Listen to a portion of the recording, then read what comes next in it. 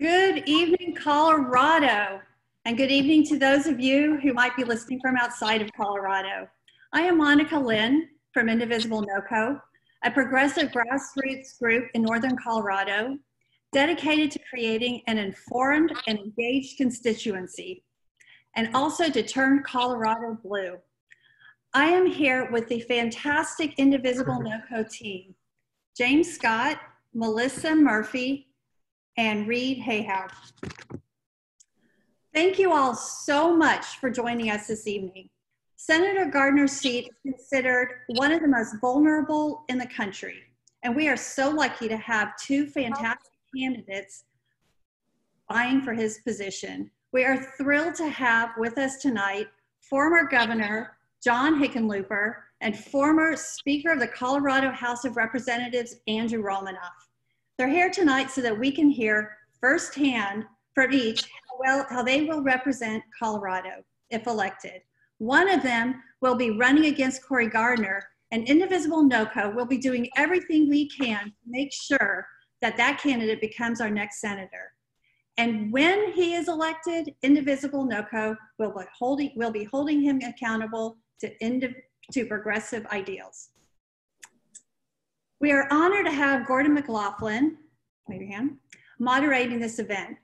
Gordon is running for District Attorney for District 8, that's Larimer and Jackson counties. It's an often overlooked but very powerful local office. Educated at Cornell and the CU Boulder School of Law, Gordon is the first Democratic candidate for this office in at least 30 years.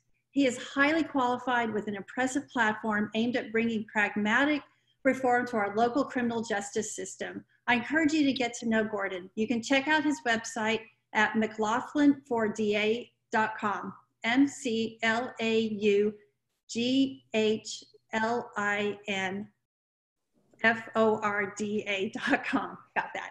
All right, with that, I'm going to turn that over to you, Gordon. Thank you very much. Thank you. Thank you very much, Monica, and thank you to everyone at Indivisible NoCo for making this possible. This is our very first forum where these two fine candidates are sharing the stage before the upcoming primary, and we thank them very much for being here as well. As folks know, it's now narrowed to two candidates, and we have a June 30th primary, and we'll remind you again at the end, but we're reminding you now, don't forget to vote. And we know that one of these two candidates will do an excellent job at going on in November to defeat Cory Gardner, which is everyone's goal here tonight. So without further ado, I will introduce the candidates. First, we have the former mayor of Denver and two-term governor of Colorado, and the only candidate to successfully petition onto this year's primary ballot, John Hickenlooper. Welcome, Governor Hickenlooper.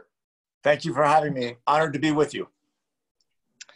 Next, we have former Speaker of the Colorado House of Representatives and the former CEO of Mental Health Colorado, and the only candidate to successfully caucus onto this year's ballot, Andrew Romanoff. Welcome, Speaker Romanoff. Thanks very much, Gordon. I appreciate it. Quickly, before we begin, the ground rules so that our listeners know what to expect here tonight. The intent is that this is going to be a forum, not a debate, because our goal is to hear both candidates out on their positions in a non-confrontational manner. The candidates have seen the questions that Indivisible NoCo prepared, but our viewers on Zoom will also have the chance to submit questions. There's a Q&A function right at the bottom of your screen, and you can submit those as well, and we're going to try to get to as many of those as we can at the end of the evening. We're going to rotate who gets to answer each question first, and the candidates will have 2 minutes to answer those questions. We will enforce that 2-minute time cutoff so that we can cover a variety of issues and so that we can get to all your questions at the end. With that, we will start with opening statements, and pursuant to a coin toss we just did, Speaker Romanoff will get to go first. So Speaker Romanoff, we begin with you. Thank you. I prefer that order on the ballot too. Thank you to Indivisible NoCo, and thanks to everyone who's joining us. This is the first chance we've had since the ballots were certified to exchange some views, and I appreciate Governor Hickenlooper's participation too, and pledge my support to him should he win the primary. Not a tough call, because we differ so much from where Cory Gardner stands. I believe I'm the best candidate in answer to your question, Gordon, for a number of reasons. One, I bring the strongest record of legislative leadership to this race. In fact, I'm the only candidate in the Democratic primary with any legislative experience at all. I also bring the broadest grassroots network of support. I've been really honored in the course of this campaign to earn endorsements from 375 county commissioners and mayors and school board members, and city council members and legislators all across the state. Not all of them, by the way, are Democrats. Proud to have been earned endorsements from Republicans and independent voters as well, because the only way to win a race like this and govern a state like ours or represent Colorado in the U.S. Senate is to build a broad coalition, which is what I've succeeded in doing throughout my career. I was proud to lead the Democrats in Colorado to our first majority in 30 years, our first back-to-back majorities, in fact, since 1960, and became recognized as one of the best legislative leaders in America. But what makes me the strongest candidate most of all is the agenda we've put forward, a bold, progressive platform to create a system of Medicare for all, to advance a Green New Deal and combat the climate crisis and put millions of Americans back to work building the kind of clean energy infrastructure we need. We need an economy that works for everyone. And one of the consequences of this pandemic that is clear is it has exposed inequities that preceded the crisis, but have been exacerbated by it. We've seen gross inequalities in wealth in America. I hope we'll have a chance to address those problems in the course of this conversation too. And I'd be honored to earn your support. Thank you, Speaker Romanoff. Governor Hickenlooper, opening statement. Well, thank you very much, and thank you for having me here. I was raised by a single mother. She'd been widowed twice before she was 40. And she told us you can't control what life throws at you, but you can control how you respond. And I think that's what we've got to do with this COVID-19 global pandemic. It shows us just how broken Washington is, how divided this country is in so many ways. I know what it takes to rebuild our economy the right way. I took office as governor during the Great Recession, and we started out as the 40th state in the country in terms of job creation. And by the time I left office, we had been the top #1 economy according to U.S. News and World Report for 3 straight years. Here in Colorado, we were able to bring people together and actually get things done. Washington hasn't been able to say the same. While we were able to find ways to bring people together on a bipartisan basis to expand healthcare, add 420,000 people to Medicaid. Washington's, including Senator Gardner, were trying to get rid of the ACA and end the protections that are provided for pre-existing medical conditions. We passed common sense gun safety legislation, universal background checks here in Colorado. And in Washington, people like Senator Gardner, who has benefited from nearly $4 million in direct and indirect support from NRA, they're blocking universal background checks, even the most basic things like checks. In Colorado, we've worked hard to combat climate change, to strengthen the standards for vehicle emissions, for transitioning coal plants to wind, solar, and batteries, and regulating dangerous methane emissions, at the same time creating jobs. In Washington, the Trump administration and its Senate enablers are rolling back protections for clean air and clean water. I've said for a long time that Washington is broken and that, it's a bad place, a lousy place for someone like me who wants to get things done. But at a certain point, you have to decide whether you're going to sit in the cheap seats. Governor, that's about 2 minutes. And just criticize, or you to go and fix it. I want to fix it. Thank you for wrapping up. I appreciate that. We will start with the first question from Indivisible NoCo. Governor Hickenlooper, we will start with you. The question is, what do you see as the top legislative priority if you are elected as a U.S. Senator from Colorado? So the first thing I hear all the time, despite how broken Washington is, that healthcare is something that drives people crazy.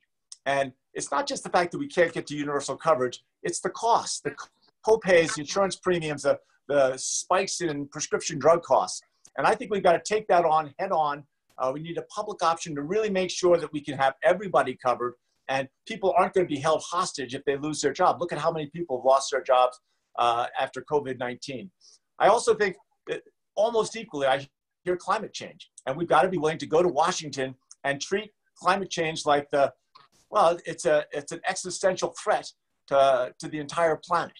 And in Colorado, we've created a number of national models, not just in getting rid of methane emissions, or to a large extent getting rid of methane emissions, but creating a network for rapid recharging stations for electric vehicles, shutting down coal plants and replacing them with wind, solar, and batteries, addressing construction emissions and looking at agricultural solutions. I mean, there are solutions we can do for climate change that create jobs and are going to create a stronger economy. And I think those two things are front and center. But at the same time, I'd also say I hear every day about dark money. And, you know, we've got to end Citizens United, get the dark money out of Washington, and let the Senate get back to being the deliberative body it was intended to be. Thank you, Governor. Speaker Romanoff, your top priority as U.S. Senator. Well, first, we need to get people back to work. That means we're going to have to emerge from this pandemic after a profound transformation of the American economy. I support a Green New Deal, not just because I think it is literally our last best chance to rescue life on Earth, but also because it is a way for us to increase employment. We should take inspiration from the original New Deal when we faced an equally great downturn, even greater, and figure out a way to put folks to work on good union jobs. We can do that, but only if we're willing to stand up to the demagoguery on the other side. Too often we hear both Democrats and Republicans denounce proposals like the Green New Deal as socialism. The truth is, most Americans understand that watching this economy plummet, watching now 33.5 million Americans file for unemployment benefits, and watching their health insurance disappear with it, is a recipe for disaster. So when we create an economy that works for all of us, we also have to make sure we get health care for all of us. I know we'll have a chance to talk about that conversation too, but it seems to me the experiment we've conducted tying health insurance to jobs doesn't work, especially when those jobs go away. If we're going to do any of those things, of course, we need to take on the special interest groups that stand in our way. The insurance companies, the drug companies, the fossil fuel companies. I don't take money from special interest groups, and I don't take orders from Washington. We need a senator for the rest of us, and that's what I aim to be. Thank you, Speaker. The second question, and Speaker Romanoff, will start with you. Come next January, it is likely our country will still be reeling economically from the COVID-19 impact. What is your philosophy regarding how to jumpstart the economy? We talked a little bit about this, and you're right, because the truth is that economic downturn that we're seeing is almost unparalleled in American history. If we want to get people back to work, first we need to make sure that we have in place a system of testing and tracing and isolation. The administration's approach to this pandemic can only charitably be described as improvisational, and we need much stronger leadership, I think, to help us not just emerge from the pandemic, but rebuild the economy as well. We ought to take a lesson from FDR and create the equivalent of a civilian conservation corps, putting folks back to work in jobs that actually pay enough to support a family. That means investing in education. It's the subject of a conversation we're having tomorrow at our virtual town hall at andrewromanoff.com/live at noon. Thanks for letting me sneak in a plug.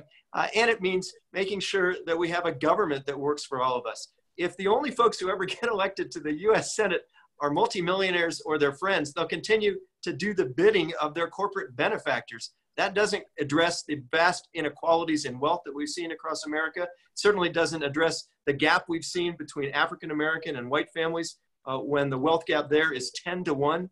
So we need to have an honest conversation in this country, not just about going back to normal. That's not good enough. Business as usual wasn't working, but instead to advance the kind of bold progressive changes that I'm campaigning on. That means increasing the minimum wage. It means making higher education available to all. It means investing in preschool and early childhood education. It means doing all the sorts of things that this administration and its enablers like Cory Gardner are hell-bent on rolling back.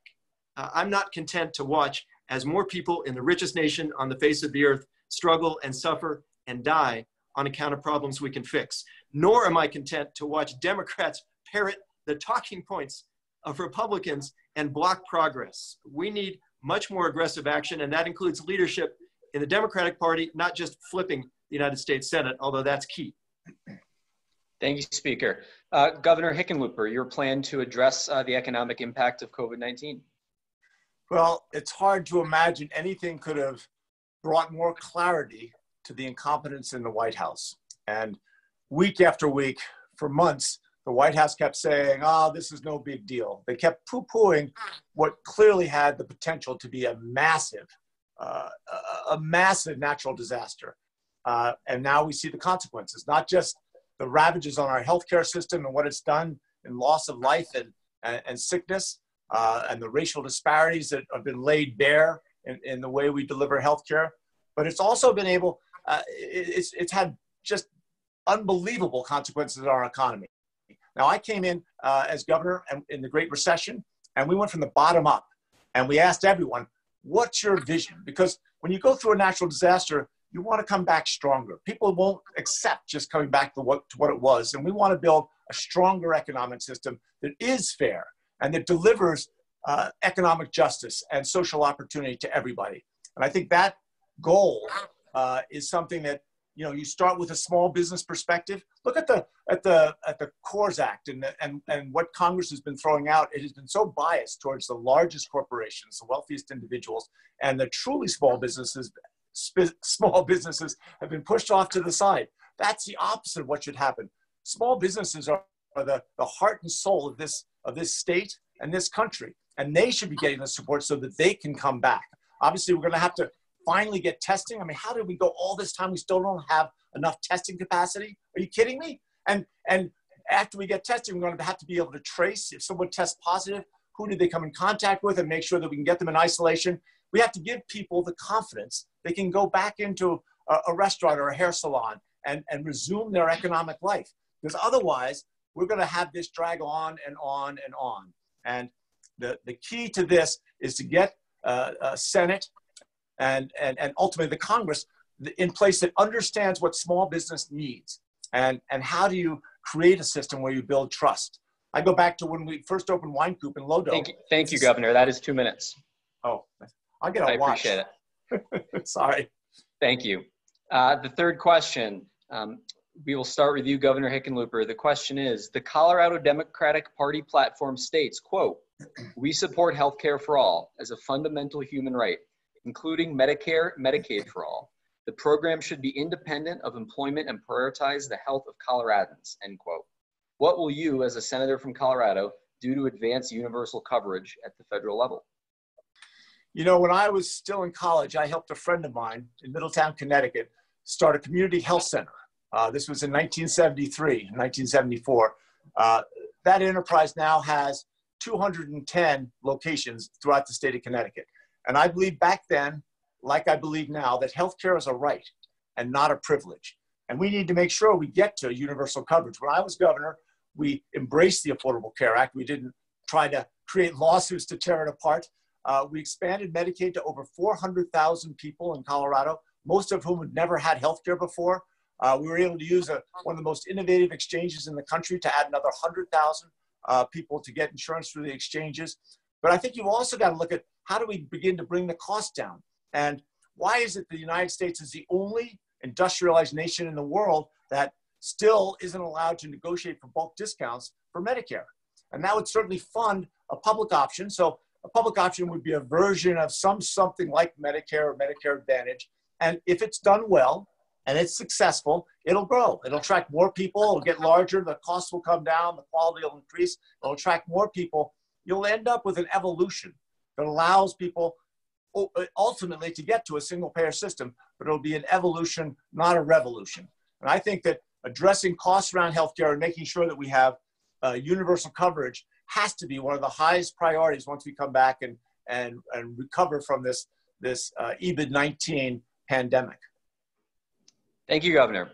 Speaker Romanoff, your plan to address universal coverage at the federal level. I support Medicare for all. I don't believe this is a time for timidity, and telling folks they have to wait for a slow evolution is heartless. Not when 35,000 Americans are dying because they can't afford to see a doctor and 500,000 families are going bankrupt. And by some estimates, as many as 43 million people in this nation will lose the insurance that's tied to the jobs they're losing as well. This issue is profoundly important to me. And I'll just tell you a story. I met a dad when I was running an organization called Mental Health Colorado, whose son had deep depression, experienced psychosis, needed treatment. His dad submitted a claim, but the insurance company said no.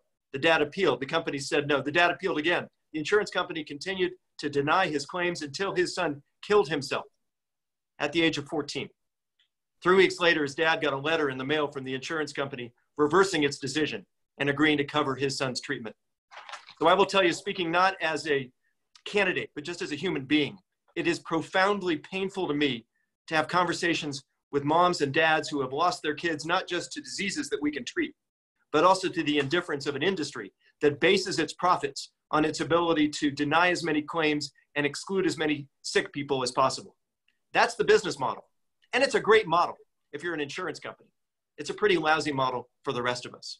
We need to sever the guarantee of health insurance from employment, especially at a time when so many Americans are losing their jobs. And we need to break the unholy alliance between members of Congress and their corporate benefactors in the insurance industry and the drug companies that are blocking these changes. We're not going to win just by parroting the talking points of the insurance industry or by mimicking Cory Gardner's opposition to Medicare for All. We should stand and lead this fight now. We can get from here to there, and we can do so at half the cost that we're spending already. Other nations have figured this out. We're leading the world in spending, but not in life expectancies. We need healthcare for all, and that means strengthening and improving Medicare and lowering the age of eligibility for that program to 0. Thank you, Speaker. The next question. The Green New Deal is a resolution that lays out parameters for projects and goals to decarbonize our economy, advance social, economic, and racial justice, and create jobs. What aspects of the Green New Deal do you support and why? And are there aspects that you do not support or would change? Speaker Romanoff. I support the Green New Deal. It's the heart of my campaign, and it is the profound moral test of our time. I described this earlier as literally our last best chance to rescue life on Earth. We already know what's happening. We don't have to debate the climate science because unless you're Cory Gardner or Donald Trump, you get it. This is an emergency, and we ought to act that way.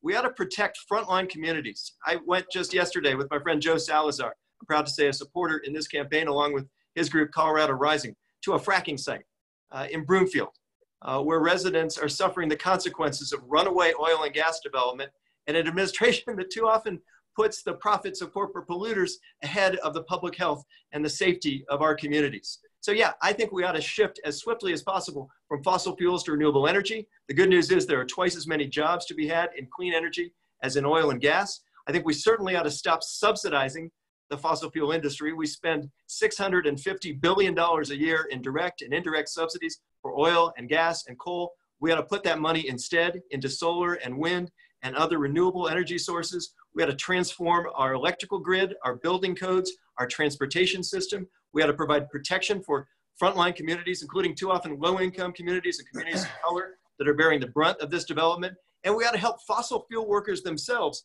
take jobs in the clean energy economy, not discard them like collateral damage or treat them as casualties of this transition. We ought to make sure that we're willing to invest in their skills and their training and education so they can continue to support their families and put food on the table and a roof over their head. We can do those things, but only if we're willing to stop the fossil fuel industry from subsidizing Congress. There's a reason that Cory Gardner is the second biggest beneficiary of fossil fuel money in the entire United States Senate. It's because he sits on the Energy and Natural Resources Committee, and they get something in return. We get the bill. I'm done with that approach. We need senators who owe their allegiance to their constituents, not their corporate contributors. Thank you, Speaker. Governor Hickenlooper, your position on the Green New Deal. Well, we agree that climate change is one of the greatest existential threats to humanity in the history of the world. And we've got to be vigilant and aggressive with a fierce sense of urgency to address it. I think we've got to get to 0 net carbon emissions by 2050 at the latest, maybe by 2040. We've got to look at how do we create a future that's based on innovation and really gets us to a totally clean economy. How do we get that not just in Colorado, but across the country and then ultimately globally? We look at a lot of what we've done in Colorado as best practices, but it's got to be for the whole country. We help lead a network of rapid recharging stations for electric vehicles, not just in Colorado, but we expanded to all the Western states because we're going to soon, in 3 or 4 years, we're going to have electric vehicles in every make and model. We can't have a bottleneck that keeps us from making that transition rapidly. Down in Pueblo, Xcel Energy is closing 2 coal-fired electrical generation plants, and they're replacing them with wind, solar, and batteries. And methane. They used to vent methane out. When you vent methane, it is 80 times more harmful than CO2 to climate change. And we were able to get the oil and gas industry to spend $60 million. They hadn't done this in any other state, but they spent $60 million a year to address once and for all methane regulation, the methane emissions. We also have to recognize and go after making sure that we have crop rotations and the right type of healthy agriculture that sequesters carbon in the topsoil. We have to look at our construction materials and make sure that they're not emitting too much CO2. We need to pull all this together, but with innovation, it's going to create jobs. It's going to drive our economy, at the same time save the future of our planet. Thank you, Governor. Question number 5. Over the past decade or more, Congress has repeatedly tried and failed to reform our immigration system. Where do immigration issues fall on your list of legislative priorities? What do you see as the top immigration issue, and how can Congress fix it? Governor Hickenlooper. Well, immigration is just another classic example that Washington is broken and that they've been kicking this can down the road for decades. The bottom line is the first thing we should do is go and address the humanitarian disaster that we see at the border. And we cannot have children snatched away from their families and put in detention centers, or in some cases cages. We've also got to recognize that our dreamers, they don't know another country. They grew up here. They are part of our community, and they deserve every bit the same opportunities of any other person in this country. They should be able to get an education they want. They should be able to have choices where they work. They should have freedom to go in and out of the country when they want. We have no excuse to deny it. I think we also have to, once and for all, recognize that we need an integrated, comprehensive climate change agreement.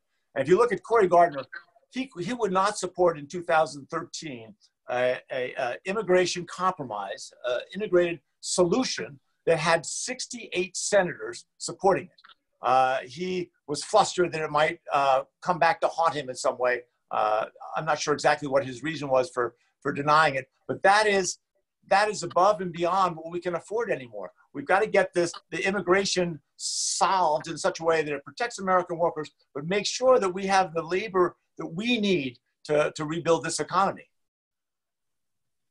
Thank you, Governor. Speaker Romanoff, immigration issues and how can Congress fix them?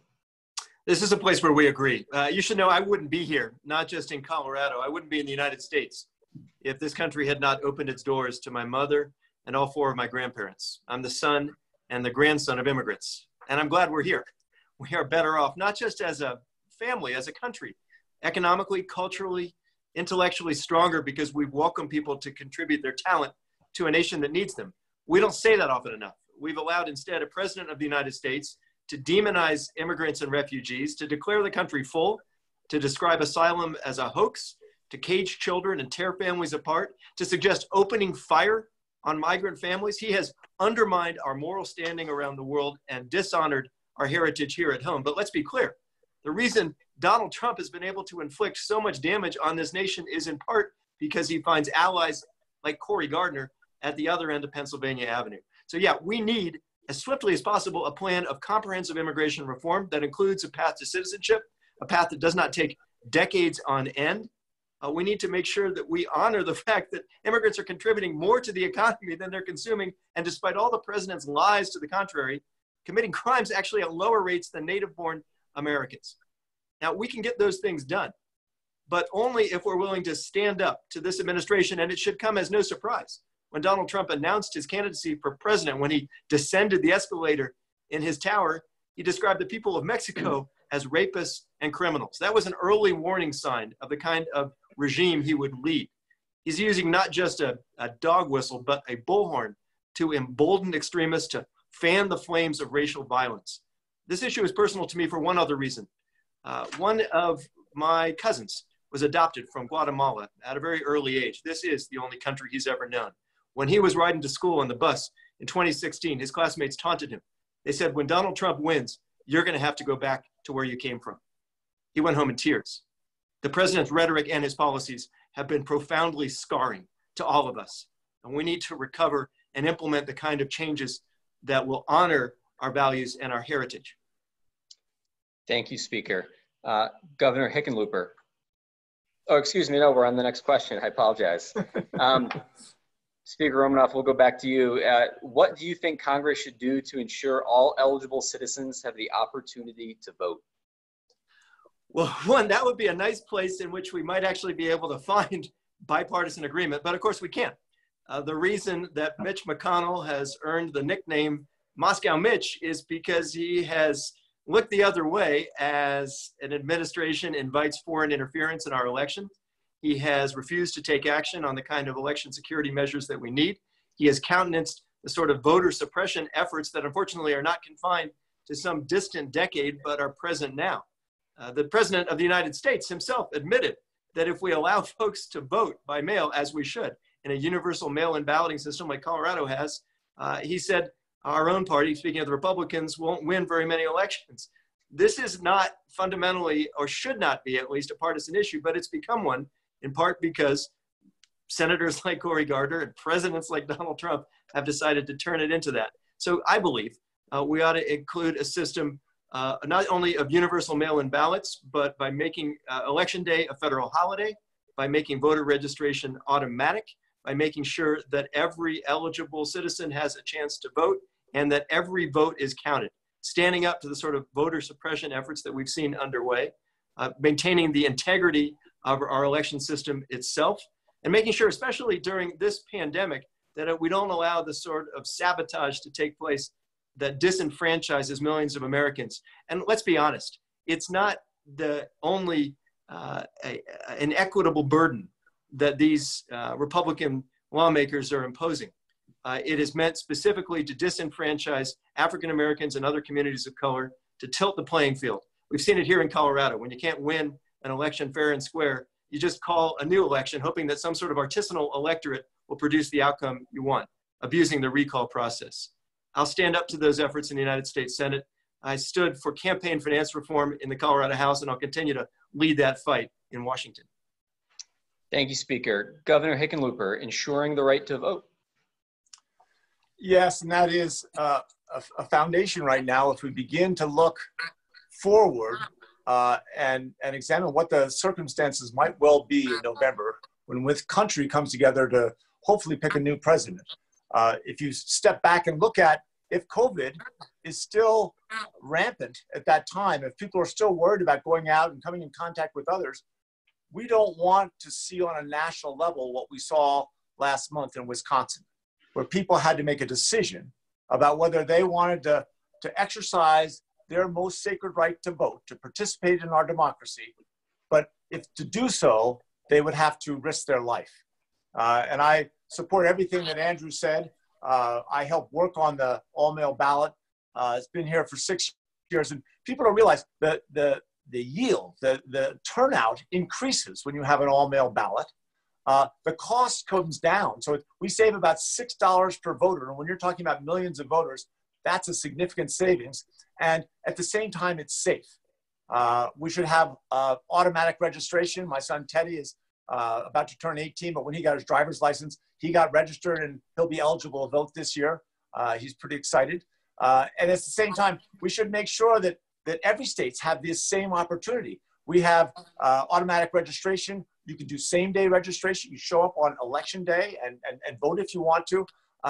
These are the things that should be available to everyone. Look at the money we're spending on the CARES Act and the stimulus we're putting back from COVID-19. It would take roughly $2 billion to allow every state in the country to do an all-mail ballot. And I think that should be the baseline. Let people embrace democracy and don't try and squash the vote, which is what the Republicans have been doing for years. Thank you, Governor.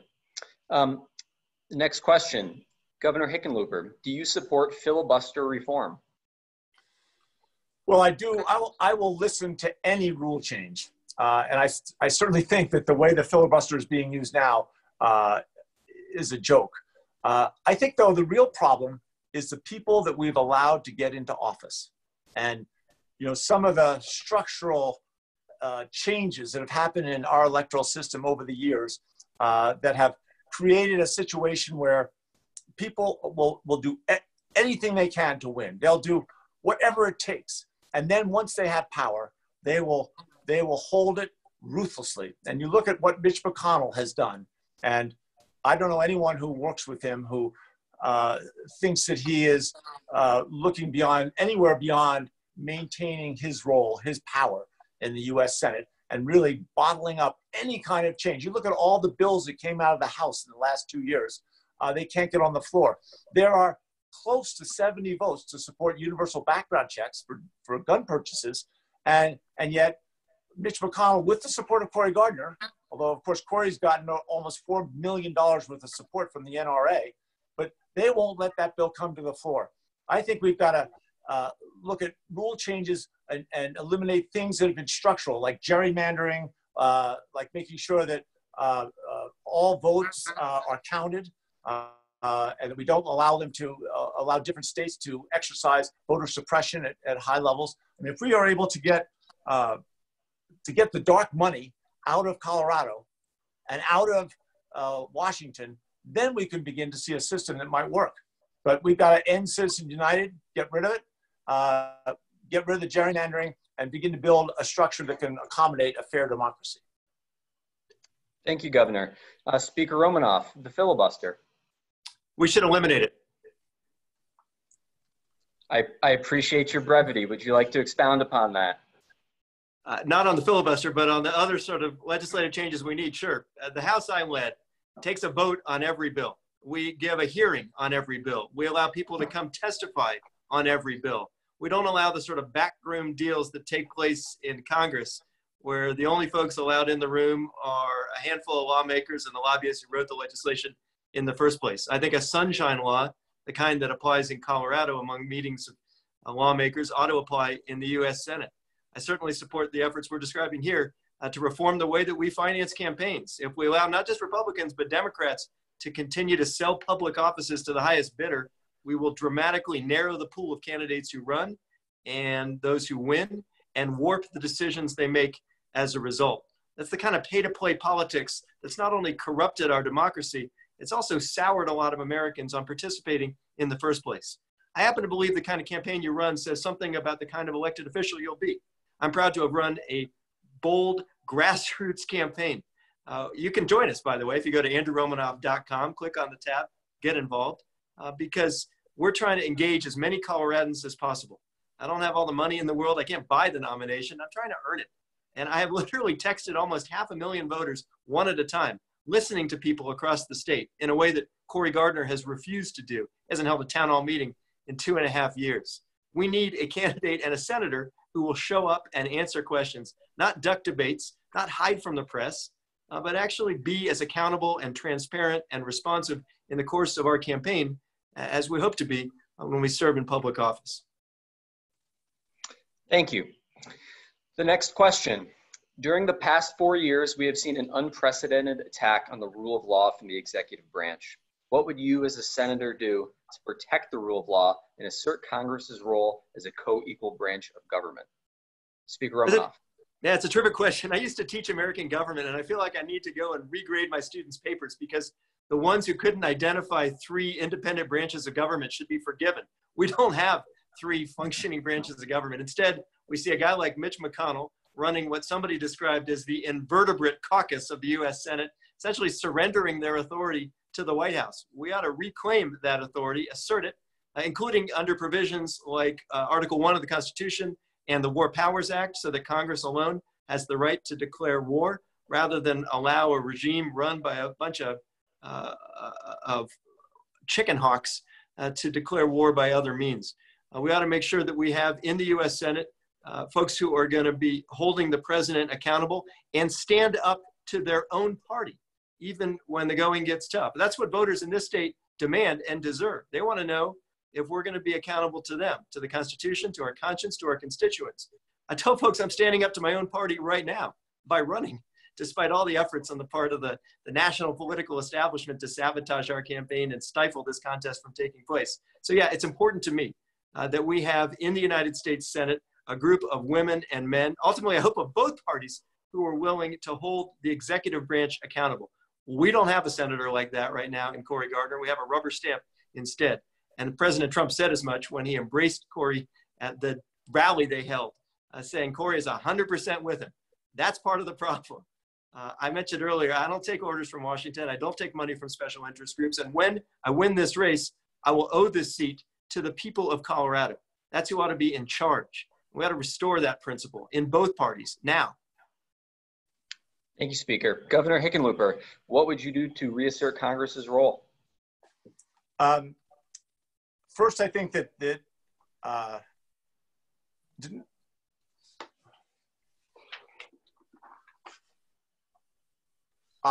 sorry, I was on the reassert the role. I lost my track of my questions. What we've seen is an abnegation of the constitutional responsibility to maintain the balance of power. And Attorney General Barr, in his unyielding effort to protect anything that President Trump asks of it or requires him to hide or protect, has really set a new standard for what this what our government has become. And I think when we step back and look at some of the things that are going on, I mean, Mitch McConnell is going into the Senate and spending all his time trying to stack the court with the most outrageous, I mean, just incompetent judges. Many of these judges, not only are they judged insufficient by the American Bar Association, but they are inexperienced. Some of them have never been in a court, and yet he's grinding it out, trying to stack every judge he can into that. Our government is based, the founding fathers accepted that we had three parts of government, right? The judicial, which Barr and Trump are trying to demolish, Congress, and the Senate. Again, they haven't looked at a single bill that's come over from the House in the last 2 years. They are doing nothing but stacking the courts. And then, again, the president. I don't have to go into long details about what Donald Trump thinks of our Constitution and how easily he is able to break away, say whatever he wants. Look at the billions of dollars that are going out in this COVID response, the COVID-19 response, that are going to the largest corporations. It's supposed to be about small business, and went to 100 publicly traded companies. Think about that. That's 2 minutes. Thank you, Governor. Next question. According to data from the Pew Research Center, the wealth gap between the richest and poorest Americans has more than doubled since 1989. And the U.S. has the highest level of income inequality in the G7 nations. What do you think Congress should do to reduce income inequality? Governor Hickenlooper. Well, this is one of the great weaknesses that's been going on for 50 years. And there's been a constant, just little chinks here and there, but we've been taking away the rights of workers. We've been taking away the opportunity for people to make a fair day's wages. I had a friend who was telling me today that when I try to call up citizens around Colorado every day, I try to spend an hour hearing their stories.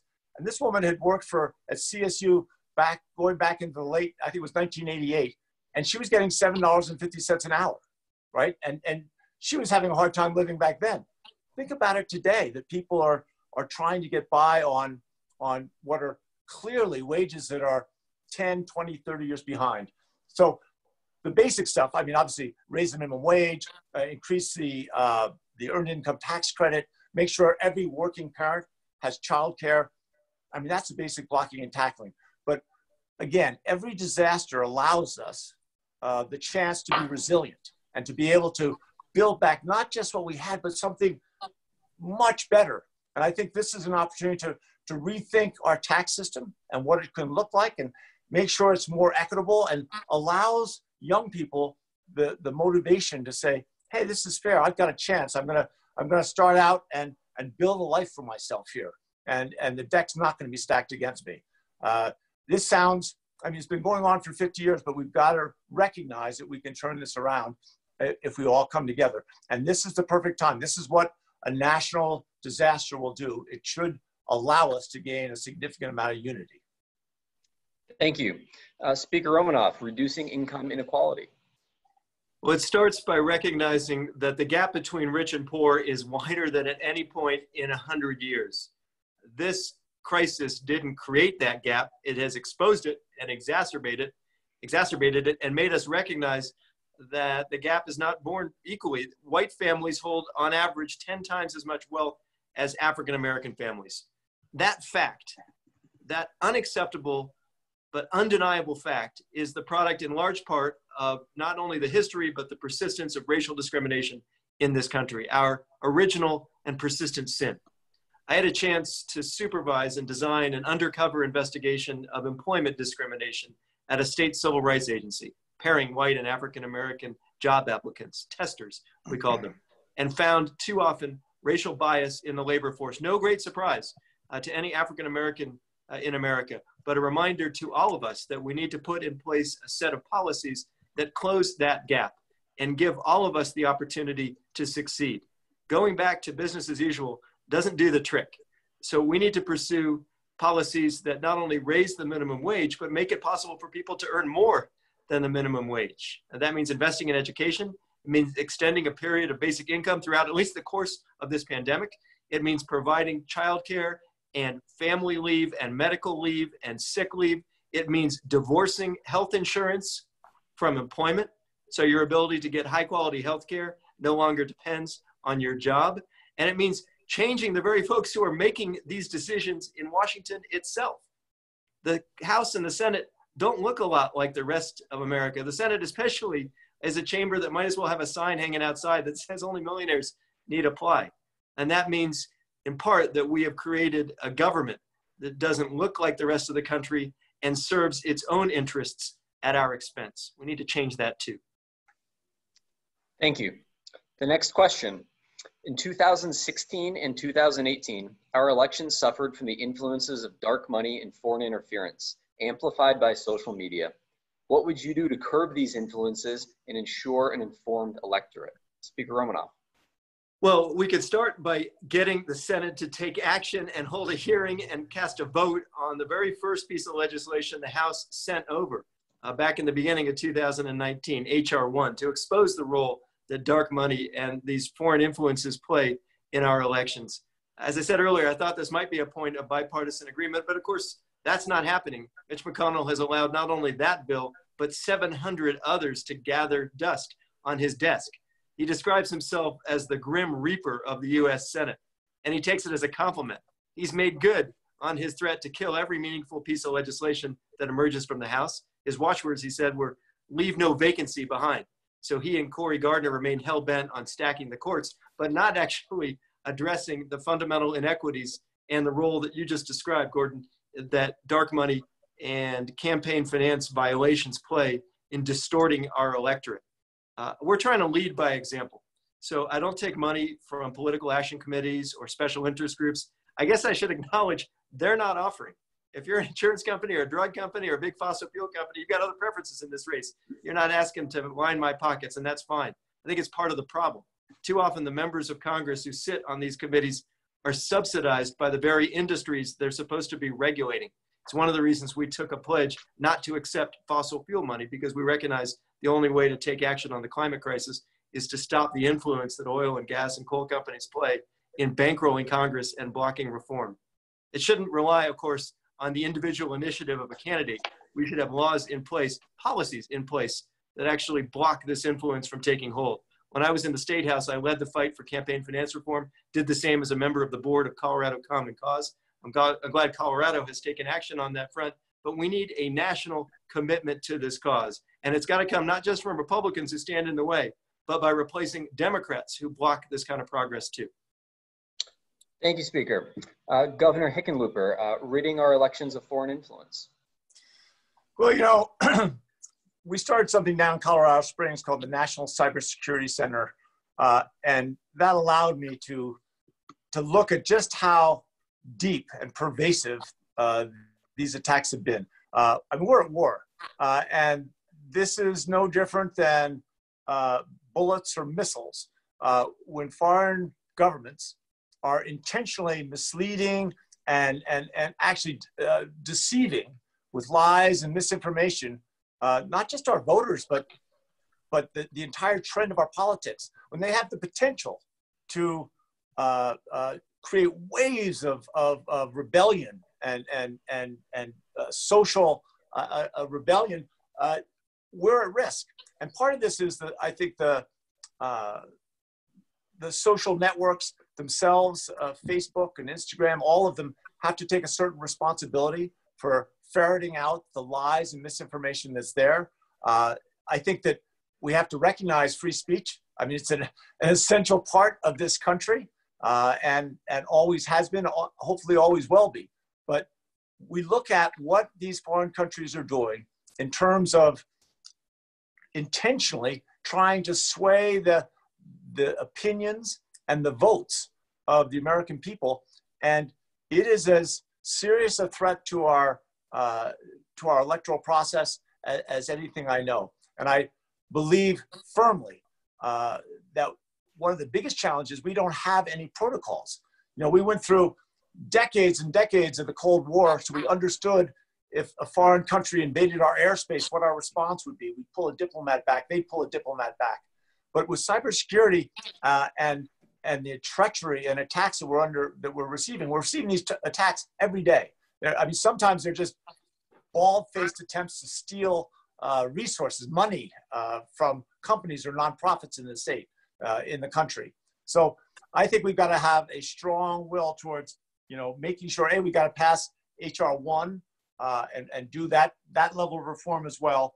And then we also have to make sure that in every way we reform our political system. And I, again, not taking, I think like all the Democrats, not taking any corporate PAC money of any kind to try and make sure that we keep it completely out of politics. Thank you, Governor. We are going to skip the last question here because we got so many great listener questions. So thank you everyone out there listening on Zoom and on Facebook Live and submitting questions. You all are great. The Indivisible NoCo folks have been hard at work looking at some of these behind the scenes and pulling some good ones. So we're going to start with viewer questions. The first question, we're going to give each candidate 1 minute, and then we're going to ratchet down to 45 seconds so we can try to breeze through a lot of these listener questions. So it's now rapid fire, gentlemen. The first question is, I am a Black woman living with historic trauma in my body and in my constitutional rights and present day trauma due to this historic trauma. Structural racism is evident in the school to prison pipeline, blatant racism, higher rates of food insecurity and homelessness, and disparities in education and health outcomes among communities of color. How will you as a senator address structural racism, and how will Democrats show that we are people, not just an agenda? Governor Hickenlooper. That's such a long question for a minute. And you have 1 minute to answer all that. It is on so many different levels. One obvious place is to make sure that we enforce the laws that are already there and fight back against racial discrimination at every level, in the workplace, everywhere. I think also we have to look at education. We need to get to that point. Education is the ticket to a better life. And it is unacceptable that people that come from the right side of the tracks end up with a huge head start in life. So we need to reform the education system. And I don't mean just K-12 and just college. I think we need to train skills to kids of all ages so that they can get a fair chance. When I became mayor in 2003, we took on police reform. And we put in a civilian oversight commission, an office of the independent monitor. 10 years before Ferguson, we made meaningful changes. We've got to stop doing things the same old way. We can't keep sending teenage kids to jail, which is like a prep school for learning how to be a crook. We've got to give them programs and alternatives. When people are coming out of prison, we've got to make sure they get job training so they don't get back into the cycle. All these can be done with federal legislation and provided on a national basis. Thank you, Governor. And I couldn't cut you off because you were talking about criminal justice issues that I like to talk about. So Speaker Romanoff will give you another 20 seconds as well. So in a minute 20, addressing structural racism and how will Democrats show that folks are people, not just an agenda. When I turned 21, I moved to Montgomery, Alabama to join the Southern Poverty Law Center in its fight against the Ku Klux Klan and neo-Nazi groups. I did not expect to be having the same fight 30 years later, or to find a president of the United States on the other side. in some ways, it's easier to see the racism in those forms because it wears a hood and burns a cross on your lawn. And we ought to be vigilant in denouncing it, not equivocating as the president did at best. But the kind of structural racism that this question reflects is more pernicious and widespread. It infects housing and banking, criminal justice, education, healthcare, our drug policy in America. So yes, we need to put laws on the books, but we also need to enforce them. Any law is just a paper promise unless you actually implement it. And it means as well having an honest conversation in this country at long last about reparations, about the damage we've done as Americans and countenanced and perpetuated to one group of Americans, and not just one in this case, of course, but the damage we've done to our Native American population as well, our First Peoples. So the commitment I'll take to the US Senate, the same commitment I took to the Southern Poverty Law Center, to a state civil rights agency, to my work in the State House, and also to Mental Health Colorado, is to make sure that the policies we put in place not only eliminate and eradicate discrimination that persists, but also celebrate our diversity, surround ourselves with people who bring different perspectives. I don't know what it's like to be an African-American woman, but I will commit to this. I will make sure that the people from whom I learned bring that experience and that perspective. I did so as the House Minority Leader, as the Speaker of the House, as the President of Mental Health Colorado, because I think it is important for us to acknowledge our shortcomings, to learn from our mistakes, and to benefit from a diverse range of viewpoints. And that is time. Thank you both for answering a very important question in a very small period of time. The next listener question, it's a two-part question. One, do you speak any other languages? And two, have you visited an immigration detention center, either in Colorado or elsewhere? Speaker Romanoff. Yes, and yes. So I speak Spanish. I used to live in Central America. I moved there after I finished college, moved to Nicaragua, among other countries, in the wake of a very brutal civil war that our own government helped finance. I visited detention facilities and engaged in protests here against the inhumane practices that this administration and its enablers in Congress, like Cory Gardner, have perpetuated. And there's a connection here among all the topics we're discussing, because what we're going to see as we continue to choke the planet with the carbon pollution and other greenhouse gases that our runaway fossil fuel policies have created is millions of folks, soon hundreds of millions, by the middle of the century, more than 1 billion people forced to flee their homes. I think a lot about the families I've lived with in Central America who may be forced to flee. You can't hardly blame them or anyone for fleeing your house when it's burning, especially if you help set the fire. So we are responsible not just for helping to create this problem, we also have an obligation to help solve it. That means humane immigration policies, and it means restoring some of the relationships that we have allowed this administration to destroy around the world. Thank you, Spanish, Speaker. by the way, is the answer to your first question. Spanish and a little bit of French. Okay, thank you. So tell me the two questions again. Yes. To be fair. And how long is the time? What is the time of response? 45 seconds. Okay. The question is, do you speak any other languages? And have you visited an immigration detention center either here in Colorado or elsewhere? So I speak very bad Spanish. I worked for almost a year in Costa Rica when I was in graduate school. I drove an old beat up Volkswagen across Mexico down through Central America, learning Spanish as I went. I lived with a Costa Rican family. And I've been gone down to Latin America many, many times since then. We created the Biennial de las Americas, which is the biennial of the Americas. It's like a mini Davos where we bring together thought leaders from all over the hemisphere every 2 years in Denver. And it's allowed me to practice my Spanish a little more, but I'm not good. I have visited a detention center in Florida. We went up, we tried to get into the door, we tried to be allowed. We had a couple of Congress members with us, but we were still, they were locked down. They wouldn't let us even get our cameras anywhere close to a door or a window. But we watched from a distance. It was frightful. Thank you, Governor.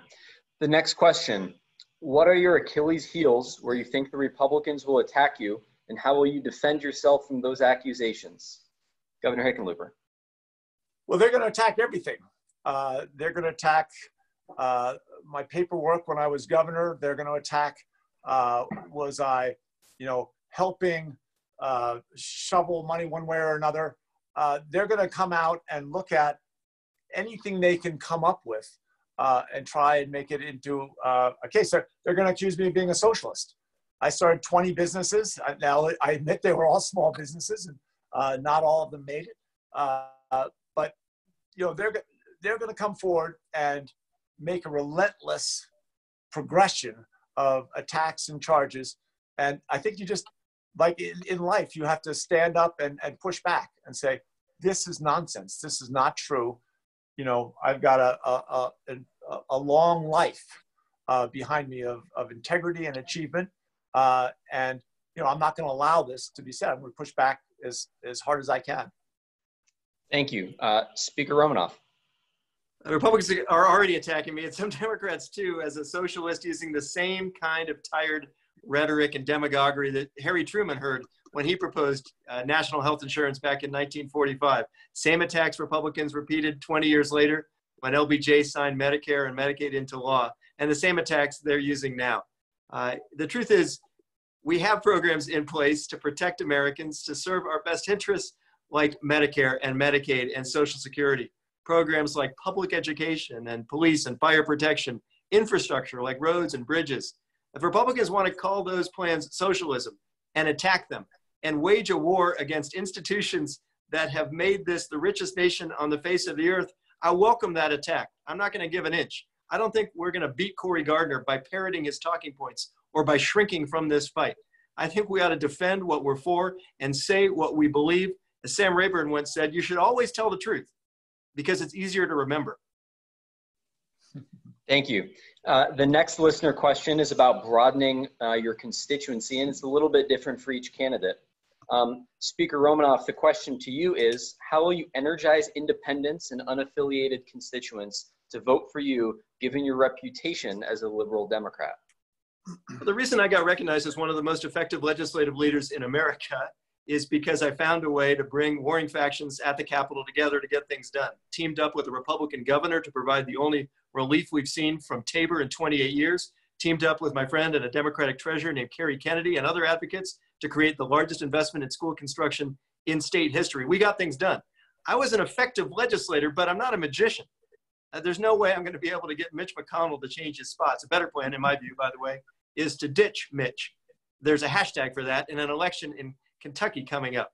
We're trying to reach as many voters as we can right now. I mentioned earlier, I'm texting 12,000 people every day. I bet I'm the only Senate candidate in America who's taking this approach, talking to folks, not just Democrats, but unaffiliated voters as well. That's the kind of senator I'll be. I don't know if I have as much time to text as often in the US Senate, but we're trying to build a broad tent to articulate what we're for, to try to resolve our differences, to advance this fight, and to represent the people of this state, not the power brokers or party bosses in Washington. And that's 45. Thank you, Speaker. Governor Hickenlooper, the question to you is slightly different. How will you energize progressive constituents to vote for you when many progressive Coloradans are still bitter over your oil and gas policies? Well, I am excited about the opportunity to go out and talk to people across Colorado, and I plan on earning every single vote. I'm having to go out as a Zoom, but as soon as I can, I will go out personally. What we've done in my 20 years in public service is a progressive agenda. We expanded the healthcare coverage in Colorado more than any other governor in the history of the state. We were able to go out and close coal-fired electrical generation plants, replace them with wind, solar, and batteries. We were the first state to get methane regulations. We have been clear about making sure we got that we have to get to net carbon zero by 2050. We also, when I was mayor, when we went after and really began to address the relationship between the police force and the African American community, I met with the Ministerial Alliance, and they became my partners in, and again, being one of the first cities to have comprehensive police reform, where we had minority recruiters, we had. And that's 45 seconds, and that actually brings us to the end of our time. So thank you all the listeners for their questions. We're now going to go to closing statements. The candidates will each have 2 minutes again for their closing statement. And by virtue of the same coin flip we did, Speaker Romanoff, you are first, sir. Thank you, Gordon, and thanks to Indivisible NoCo, and thanks to everybody who's joined this conversation. If you want to continue the conversation with me, you can join us at andrewromanoff.com. If you go to andrewromanoff.com/live tomorrow at noon, you'll be able to participate in one of our twice weekly virtual town halls. I hope to earn this seat. These are not elections that anybody's entitled to. You've got to earn it, and that's what we've tried to do over the last 15 months. First, by engaging in house parties and backyards and living rooms and coffee shops and brew pubs. I used to tell folks I was available for weddings and bar mitzvahs. Now, by trying to virtualize our operation and reach as many voters as we can. The way you win this race and beat Cory Gardner is not by imitating his approach. It is instead by laying out clear differences. I support a Green New Deal. Cory Gardner opposes it. I don't take money from the fossil fuel industry. Cory Gardner takes more than all but one other member of the Senate. I support Medicare for all. Cory Gardner opposes it and brands it as socialism. I earned an F from the gun lobby and never apologized for that. Cory Gardner instead has benefited from more gun money than all but 4 other members of the United States Congress. So on each of these issues, on climate action, on healthcare, on building an economy that works for everyone, reducing the risk of gun violence, fixing our broken immigration system, changing the way that we finance campaigns, we're laying out a clear, bold, progressive agenda. You just heard earlier that the Republicans are going to attack us no matter what. They're not going to reward our timidity. So you can't triangulate your way out of this fight. You need to stand your ground. You need to defend your principles. You need to show up and answer questions. I'm glad we're having this forum now. I certainly hope we'll have more actual debates in this race, because what people want to know is where we differ. I will support my friend John Hickenlooper if he wins the nomination. I pledge my support to the Democratic nominee no matter what. But there are real differences between us. Voters have a chance to hear those differences. And you can ask me anything by just going to andrewromanoff.com/live and participating in one of our virtual town halls, Tuesdays at 5, Fridays at noon. I hope you will. And thanks for your time. Thank you, Speaker. Governor Hickenlooper, the last word is yours. Well, Gordon, thank you, and thank the Indivisibles. I am so grateful and have so much respect for the work that you're doing. And here in NoCo, it is a great honor to be here. When I first ran for mayor, and I'd never run for student council, I was 49 years old, and I just got frustrated. I wanted to make government work so people would respect it. And, you know, I ran, I didn't get anywhere in the polls, and I used to tell this story to try and fire up my young volunteers about a professor of public speaking at the University of Wyoming. And she was talking about using opposites to make impact. And the punchline was, you know, she asked, what's the opposite of despair? The kid says joy. And then she says, what's the opposite of woe? And she said, the kid in the way back says, giddy up. It's hard to do that on the Zoom. But anyway, the bottom line is we've got to giddy up, right? I spent 20 years in small business, 8 years as mayor, 8 years as governor, learning how government should work in Washington. And you know, I did say it was a terrible place for someone like me, but I am more passionate about this campaign and about winning this office than anything I've ever done in my life. And I want to be able to take that experience with small business and knowing how it interacts with local government and state government, and how both interact or should interact with the federal government. And what Cory Gardner's been doing, supposedly as an independent voice for Colorado, is almost exactly opposite to what is in the best interest of Colorado. Getting rid of the protections for pre-existing medical conditions, you know, tearing back the protections in the EPA.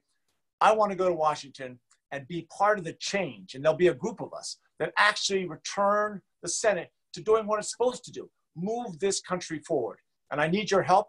Go to hickenlooper.com. We need volunteers. We need to get everyone to win, everyone on board. And I ran in 2010, 2014, terrible years for Democrats, won both years. I need your help to win this year as well. Thank you very much. And that's 2 minutes. Thank you, Governor. Thank you very much to both candidates for your very thoughtful answers. We appreciate it so much. This was a great forum. Thank you for sticking to the time frame so we could breeze through a lot of those questions. That was great. So thank you both very much. I know all of us are looking forward to voting for one of the two of you in November and flipping this seat blue. Thank you for myself and the McLaughlin for DA campaign. And of course, thank you to Indivisible NoCo. And I will throw it back to Indivisible NoCo now for a final remark. Oh, thank you, Governor Hickenlooper. And thank you, Governor Hickenlooper and Speaker Romanoff. Indivisible NoCo wishes both of you the best as you move into the final month and a half of your campaign. As I said at the beginning, we are fortunate to have two fantastic candidates from which to choose. And thank you to the audience. We received almost 100 questions, and we will do our best to cull them and get them to the campaigns, and perhaps we can get some answers back from the campaigns. There's a lot of really good questions out there. So we hope that hearing from both candidates has helped the audience understand how each intends to represent Colorado, and will help you to make an informed choice in June 30th. Your vote matters, so vote. And if you want to get involved, we'd love to have you on board. Contact your local Indivisible group or contact us and we'll help you find your local group. Stay safe, stay healthy, and good night. Thank you to both candidates. Thank you. Thank you.